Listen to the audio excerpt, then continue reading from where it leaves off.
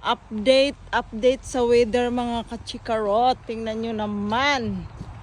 Hindi maganda dahil umuulan. So katatapos ko lang sa work.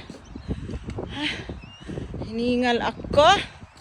Naglakad ako ng malakas dahil nga umuulan kanina. Mabuti na lang biglang tumigil. So ito, dahan-dahan na naman ako sa paglakad pero humihingal. So dito tayo sa park. Ayan, tingnan nyo, basang-basa oh. Pabugso-bugso ang ulan. Uulan, tapos titila, uulan, tapos titila. So ang pinakamaganda dito dahil kahit dito sa park ay may daanan ng tao. Ito nakikita nyo yung parang kalsada. Hindi yan daanan ng mga sasakyan ha. Para lang yan sa tao. So, diyan kada daan. Gumagawa talaga sila dito ng